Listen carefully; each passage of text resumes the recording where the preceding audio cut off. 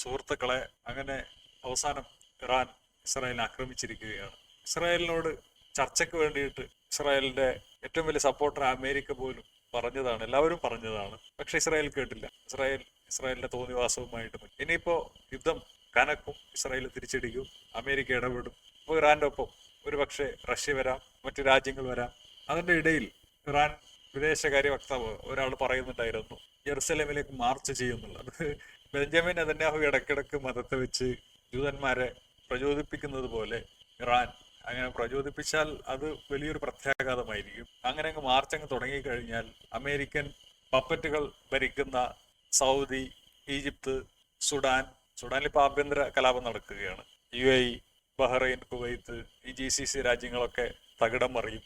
കാരണം ഇത് ഒരു വർഷമായിട്ട് നടന്നുകൊണ്ടിരിക്കുന്ന യുദ്ധമാണ്. 42,000 പലസ്തീനികൾ മരണപ്പെട്ടു. മുസ്ലിങ്ങളെ സംബന്ധിച്ചിടത്തോളം 42,000 അൽ മുസ്ലിം അഹുൽ മുസ്ലിം എന്നാണല്ലോ. ഇപ്പോൾ 42,000 മുസ്ലിങ്ങളും കൊല്ലപ്പെട്ടു. ഇപ്പോൾ പലസ്തീനിൽ അവർ സുന്നികളാട്ടോ, മറ്റുള്ളത് ഓക്കെ. ഇപ്പൊ ലബനാനിൽ കൊല്ലപ്പെട്ടത് ഒരുപക്ഷെ വേണമെങ്കിൽ നമുക്ക് ഷിയാക്കളാണ് പറയാം. അപ്പോൾ ഈ പലസ്തീനികൾക്ക് വേണ്ടിയിട്ടാണ് ഷിയാക്കൾ കൊല്ലപ്പെട്ടത്, സുന്നികൾക്ക് വേണ്ടിയിട്ടാണ് ഷിയാക്കൾ കൊല്ലപ്പെട്ടിട്ടുള്ളത്. സുന്നികൾക്ക് വേണ്ടിയിട്ടാണ് ഹൂത്തികൾ മിസൈൽ അയക്കുന്നത്, സുന്നികൾക്ക് വേണ്ടിയിട്ടാണ് ഇറാൻ അവിടെ കഷ്ടപ്പെടുന്നത്. മുസ്ലിം ഉമ്മ എന്നൊക്കെയാണ് കംനായി കാർഡിറക്കിയിട്ടുള്ളത്. അപ്പോൾ ഇത് വലിയൊരു നാശത്തിലേക്ക് ആണ് ഈ പോക്ക് പോകുന്നത്. ഇസ്രായേൽ എല്ലാവരും പറയുന്നത് പോലെ, അമേരിക്ക പറയുന്നത് പോലെ, സൗദി പറഞ്ഞു, എല്ലാ രാജ്യങ്ങളും പറഞ്ഞു, പലസ്തീനുകൾക്ക് ഒരു രാജ്യം കൊടുക്ക്, അവരുടെ പരമാധികാരം അംഗീകരിക്ക്, അവരവരുടെ ഇഷ്ടത്തിന് ജീവിച്ചോട്ടെ, എന്നിട്ട് എല്ലാവരും അങ്ങോട്ടും ഇങ്ങോട്ടും പരസ്പരം സഹകരിച്ച് ജീവിക്കാം എന്നാണ് പറയുന്നത്. അപ്പൊ അത് ഇസ്രായേൽ കേൾക്കുക.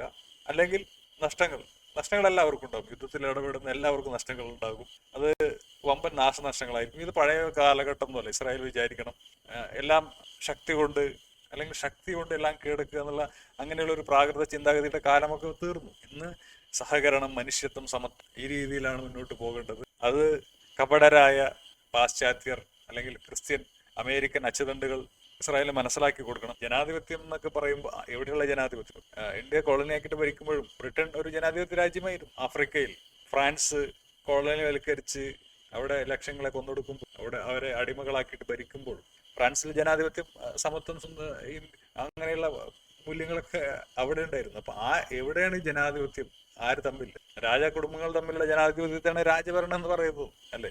അങ്ങനെയുള്ള കപടരുടെ കാപട്യം ഒക്കെ കളഞ്ഞുകൊണ്ട് എല്ലാവർക്കും സ്വാതന്ത്ര്യം, ജനാധിപത്യം അത് എല്ലാവർക്കും വേണം. ചിലരൊക്കെ വിചാരിക്കും അമ്മാര് മൃഗങ്ങളാണ്, അവർക്ക് ഇതൊന്നും അനുഭവിക്കാനുള്ള ബുദ്ധിയില്ല, പക്വതയില്ല, അതുകൊണ്ട് അവർ നമ്മൾ മുതലെടുക്കാമെന്നുള്ള ചിന്താഗതി ഉണ്ട്. അത് ഒരു കണക്ക് നോക്കുമ്പോൾ ശരിയാണ്. നമ്മൾ പശുവിനെ മുതലെടുക്കുന്നു, കോഴിയെ മുതലെടുക്കുന്നു, എന്തുകൊണ്ട് മനുഷ്യനെ മുതലെടുത്തുകൂടാ?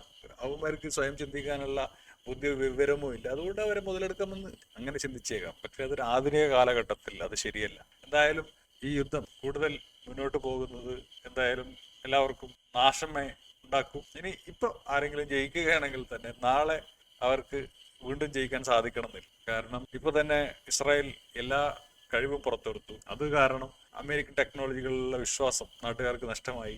ഇസ്രായേൽ ടെക്നോളജിയിലുള്ള വിശ്വാസം നാട്ടുകാർക്ക് നഷ്ടമായി. ഇപ്പൊ യൂറോപ്പിന്റെ ടെക്നോളജികളിലെ വിശ്വാസം നാട്ടുകാർക്ക് നഷ്ടം. മൊത്തം അവിശ്വാസം.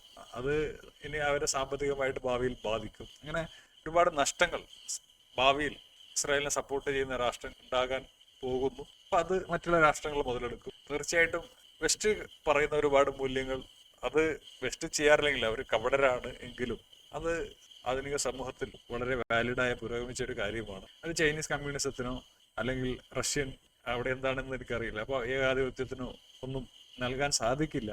അപ്പോൾ ഈ അമേരിക്ക ഈ ജനാധിപത്യം എന്നൊക്കെ പറയുമ്പോഴും മിഡിൽ ഈസ്റ്റിലെ ജനാധിപത്യം ഇസ്രായേലും അമേരിക്കയും ആഗ്രഹിക്കുന്നില്ല. കാരണം എന്താ? മിഡിൽ ഈസ്റ്റിൽ ജനാധിപത്യം വന്നു കഴിഞ്ഞാൽ ഇസ്രായേലിന്റെ അന്ത്യമാണ് അവിടെ. കാരണം ജൂതന്മാർ അവർക്ക് ആധിപത്യമുള്ള സ്ഥലങ്ങളിൽ അവരവരുടെ മേൽക്കോയ്മ പുറത്തെടുക്കും. ഇപ്പോൾ അവിടെ റെജീം ചേഞ്ച് ഒന്നും ഭയക്കേണ്ട കാര്യമില്ല. സൗദിയിൽ അമേരിക്ക പറഞ്ഞതുപോലെ കേട്ടുകൾ നിന്നെ തട്ടും എന്ന് പറഞ്ഞാൽ അവര് അതിനനുസരിച്ച് നിൽക്കും. പക്ഷെ അവിടെ ഒരു ജനാധിപത്യം വന്നു കഴിഞ്ഞാൽ അവിടെ മുസ്ലിങ്ങളുടെ അതിപ്പോ ആ രാജ്യത്തിൽ ആര് പോയാലും അതിനെ റിപ്ലേസ് ചെയ്യാൻ മറ്റൊരാളുണ്ടാകും. അപ്പൊ അവിടെയുള്ള ഭൂരിപക്ഷ ജനതയുടെ വർഗീയതയാണ് അവിടെ പ്രതിഫലിക്കുക. സൗദിയിൽ ഭൂരിപക്ഷം എല്ലാവരും അവിടുത്തെ പൗരന്മാരെല്ലാവരും മുസ്ലിങ്ങളാണെന്നാണ് പറയപ്പെടുന്നത്. അപ്പോൾ അങ്ങനെ അത് പ്രതിഫലിക്കും. അതേപോലെ മറ്റുള്ള രാജ്യങ്ങളിൽ ഇപ്പോൾ ഈജിപ്തിൽ ജനാധിപത്യം ഉണ്ടായിരുന്നു. പക്ഷെ അവിടെ അധികാരത്തിൽ വന്നത് അവിടുത്തെ BJP RSS പോലെയുള്ള ഇസ്ലാമിക് ബ്രദർഹുഡാണ്. അപ്പൊ അതിനെ അമേരിക്ക കുത്തിത്തിരിപ്പുണ്ടാക്കിയിട്ട് അത് ഇല്ലാതാക്കി. അപ്പോൾ ഇപ്പോൾ ഇസ്രായേൽ വിട്ടുവീഴ്ച ചെയ്താൽ, പലസ്തീനികൾക്ക് ഒരു രാഷ്ട്രം കൊടുത്താൽ അത് ഇസ്രായേലിനും വരാൻ പോകുന്ന തലമുറക്കും നല്ല കാര്യമാണ്. ഇല്ലെങ്കിൽ തല്ലി തീർക്കാനാണെങ്കിൽ ഒരുപാട് നാശനഷ്ടങ്ങൾ ഉണ്ടാകും. പിന്നെ ആ വഴിക്കാണെങ്കിൽ ആ വഴിക്ക് അത് പോകും. പക്ഷെ ആയുധം കൊണ്ട് ആരും ജയിച്ചിട്ടില്ല. ഇന്ന് ഗാന്ധി ജയന്തിയാണ്. അപ്പോൾ ഗാന്ധിയൻ മാർഗം സ്വീകരിക്കുക. ഗാന്ധിയാണ് ഞാൻ കണ്ട ലോകത്തിലെ ഏറ്റവും വലിയ ധീരൻ. നമ്മൾ ഒരാളെ തല്ലുക അല്ലെങ്കിൽ കീഴടക്കുക എന്നുള്ളതല്ല ധീരത. തന്നെ കൊല്ലാൻ ഇങ്ങനെ ആൾക്കാരൊക്കെ നടക്കുമ്പോഴും നഗ്ന ഹൃദയനായി, നഗ്ന നെഞ്ചനായി, ഒരു ബുള്ളറ്റ് പ്രൂഫും ധരിക്കാതെ രണ്ട് തുണിക്കഷ്ണങ്ങൾ ചുറ്റി ദരിദ്രനായി ജീവിച്ച ഗാന്ധിയേക്കാൾ ധീരന് ഞാൻ കണ്ടിട്ടുണ്ട്. ആയുധം പിടിക്കുന്നവരാണ്, ഭീരുവാണ് ആയുധം പിടിക്കും. കോട്ടും സൂട്ടും ഇട്ട് ഞങ്ങൾ വലിയവരാണ് എന്ന് പറഞ്ഞ് ആ ഒരു അഹങ്കാരത്തോടെ ഇന്നലെ ഗാന്ധി ജീവിച്ചിരുന്നു. അപ്പോൾ ആ ഗാന്ധിയെ മാതൃകയാക്കിയിട്ട് വേണം നമ്മൾ ജീവിക്കാൻ. അതിനർത്ഥം ഇപ്പോഴും അക്രമിയെ സഹിക്കണം എന്നല്ല. അക്രമിയെ നമ്മൾ ഭയപ്പെടുന്നില്ല, അക്രമത്തെ നമ്മൾ ഭയപ്പെടുന്നില്ല എന്നതാണ് ഗാന്ധിസം. ഒരാൾ തല്ലിക്കഴിഞ്ഞാൽ വീണ്ടും തല്ല്, നിന്റെ ഒന്നാമത്തെ തല്ല് ഞാൻ മൈൻഡ് ചെയ്യുന്നില്ല എന്നാണ് അതിനർത്ഥം. അതാണ് ഗാന്ധിസം. അടിച്ചു കഴിഞ്ഞാൽ പെട്ടെന്ന് അവനെ കുനിഞ്ഞ് അവന്റെ മുന്നിൽ കുമ്പിട്ട് നിൽക്കാതല്ല. നിന്റെ തല്ലിനെ ഞാൻ ഭയപ്പെടുന്നില്ല, അതുകൊണ്ട് നിന്നെ തല്ലിയിട്ട് ഭയപ്പെടുത്താമെന്നുള്ള തെറ്റിദ്ധാരണ എനിക്കില്ല എന്നുള്ള നയമാണ് ഗാന്ധിസം. മനസ്സിലായില്ലേ? എന്നെ അടിച്ചു കഴിഞ്ഞാൽ ഗാന്ധിയെ 5 വർഷം എങ്ങാണ്ട് ജയിലിലിട്ടിട്ട് ഒന്നും സംഭവിച്ചില്ല. നെൽസൺ മണ്ടേല 25 വർഷം ജയിലിലിട്ടിട്ട് ഒന്നും സംഭവിച്ചില്ല. കുനിഞ്ഞില്ല, തല കുനിച്ചില്ല. അതുകൊണ്ട് നെൽസൺ മണ്ടേല എന്ത് ചെയ്തു?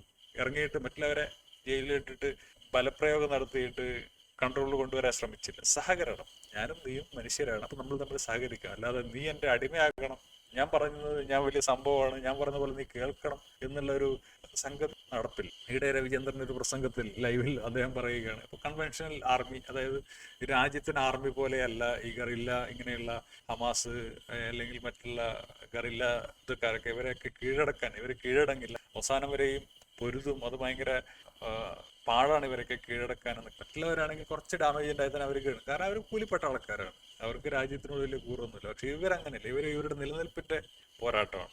അതൊക്കെ അതിന് ചിലപ്പോൾ ഗോത്രീയമായ ചില രോഗങ്ങളുടെ എന്ന് പറഞ്ഞിട്ട്, അല്ലെങ്കിൽ ജൂതെന്ന് പറഞ്ഞിട്ട്, അല്ലെങ്കിൽ ഹിന്ദു എന്ന് പറഞ്ഞിട്ട്, അങ്ങനെ അല്ലെങ്കിൽ തമിഴനെന്ന് പറഞ്ഞിട്ട്, മലയാളി എന്ന് പറഞ്ഞിട്ട്, അങ്ങനെ ചില വൈകാരികമായ സംഗതികളൊക്കെ അവർ അതിനുവേണ്ടി പ്രേരിപ്പിക്കുന്നുണ്ട്. പക്ഷെ അത് അവരുടെ നിലനിൽപ്പിന്റെ അഭിമാനത്തിന്റെ പ്രശ്നം. ഒന്നുകിൽ സമാധാനത്തോടെയും സഹകരണ അഭിമാനത്തോടും കൂടി ജീവിക്കുക, അല്ലെങ്കിൽ പോരാടി മരിക്കുക എന്ന് ചെയ്യുന്നവനെ നമുക്ക് തോൽപ്പിക്കാൻ പറ്റില്ല, കൊല്ലാനേ പറ്റുള്ളൂ. അവൻ നമ്മുടെ മുന്നിൽ വന്നൊരു കൈകൂപ്പി ഒരിക്കലും, ഒന്നുകിൽ അവനെ കൊല്ലേണ്ടി വരും. ഒരാളെ കൊല്ലുന്ന ഒരിക്കലും ജയമല്ല, അയാളെ തോൽപ്പിക്കാൻ പറ്റില്ല, അയാളെ നമ്മൾ ഇല്ലാതാക്കി ചെയ്യുന്നു. അപ്പോൾ നമ്മളാരെയും തോൽപ്പിക്കാൻ ശ്രമിക്കുകയല്ല വേണ്ടത്, സഹകരിക്കുകയാണ് വേണ്ടത് എന്ന് പറഞ്ഞുകൊണ്ട് ഞാൻ നിർത്തുകയാണ്. അപ്പോൾ യുദ്ധം എത്രയും പെട്ടെന്ന് അവസാനിക്കട്ടെ, അവിടെ നല്ലൊരു സമാധാന സാഹചര്യം ഉണ്ടാവട്ടെ എന്ന് ആഗ്രഹിക്കുകയാണ്. ശരി.